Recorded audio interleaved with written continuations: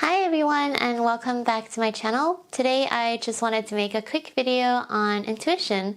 I know a lot of people really want examples of the cognitive functions in action rather than just perpetually talking about it in theory, and recently I've come across a real-life example where I think I used my extroverted intuition, and this was contrasted by my boyfriend who also has extroverted intuition, but he's an ESTJ, so his introverted sensing was a bit higher. Basically, I was doing a personality quiz on the internet and they had a cognitive component.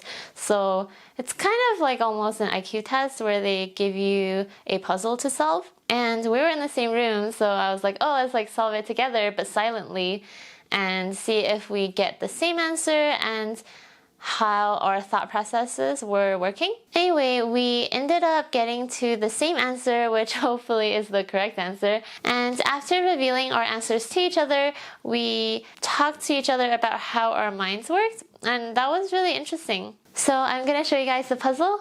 If you guys want to solve the puzzle, maybe pause the video if you want, or maybe you like solved it in a split second, I don't know.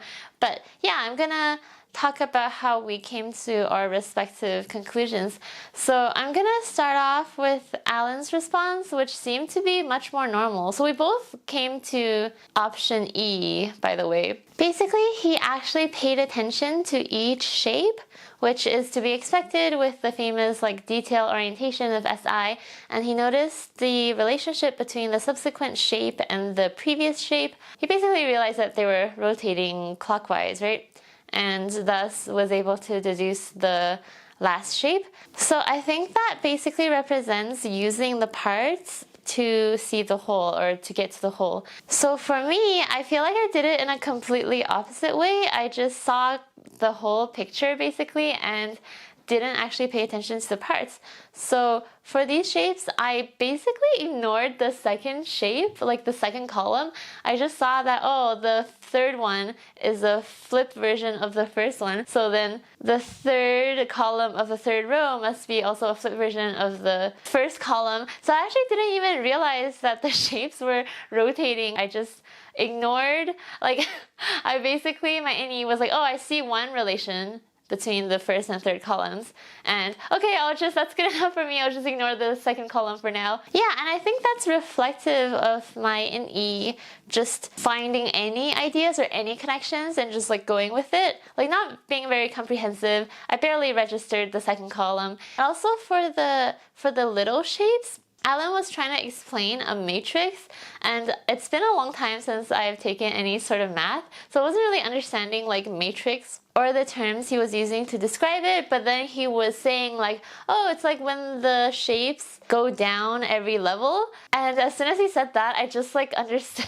It's like I didn't really understand what he was saying, but I suddenly understood what he meant. Like, yeah, and I think this extends to a lot of other areas of life. A lot of times, intuitives, we tend to see a bigger picture, or like we see the concept and we just kind of mentally fill in the examples, or we can imagine the examples, whereas I think sensors, they need the examples and then they'll come to that big picture. For me, it's like easier to just straight up communicate the big picture idea rather than like communicating, 5 examples. But I think for the sensors, it's usually best to like list several examples.